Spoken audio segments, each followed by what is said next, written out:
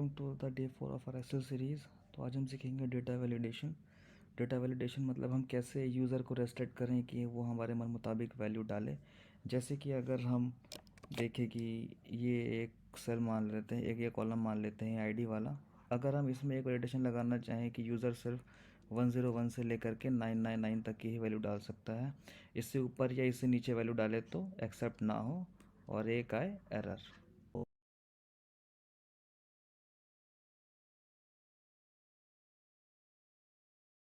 लगाना था, किस कॉलम पे लगाना था?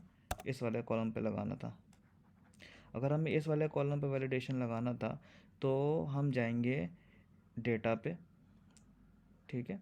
फिर डेटा के बाद यहाँ पर एक वैल्यू होती है जिसको हम कहते हैं डेटा वैलिडेशन। डेटा वैलिडेशन हमें इस वाले कॉलम की जितने भी ऑप्शन के डेटा की तरफ, फिर डेटा वैलिडेशन पे। अभी देखो कोई भी वैल्यू नहीं लिखी है, अलाउ क्या है, कोई भी वैल्यू अलाउड है। यहाँ पे हम कुछ भी वैल्यू दें ये एक्सेप्ट करेगा।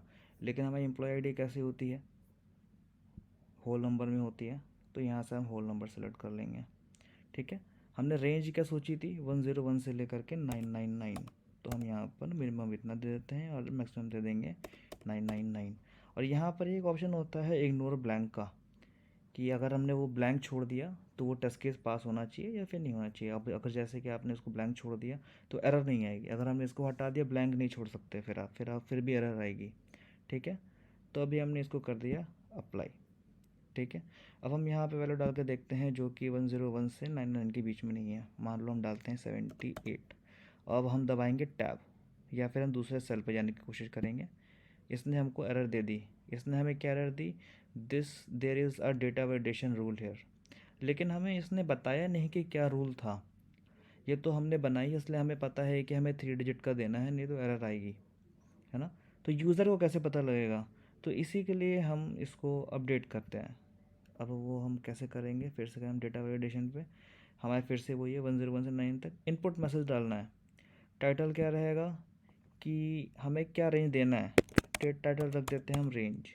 अब मैसेज दे देते हैं 101 से लेकर के आपको 999 तक देनी है।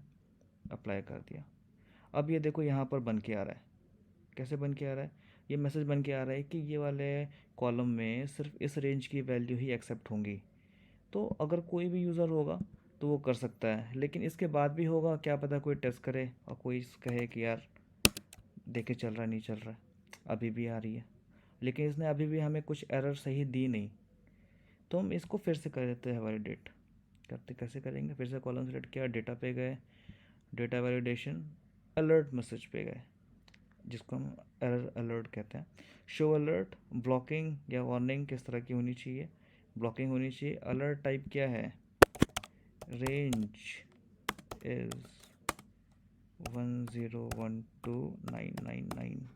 और सेम फॉर टाइम बीइंग हम इसको कॉपी पेस्ट कर देते हैं यहाँ पे, ठीक है, अप्लाई कर देते हैं।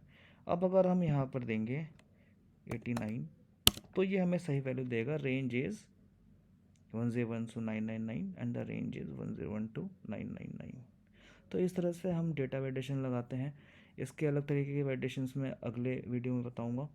तो अभी के लिए बस इतना ही, अभी हम होल नंबर पे करेंगे, ठीक है। Thanks a lot.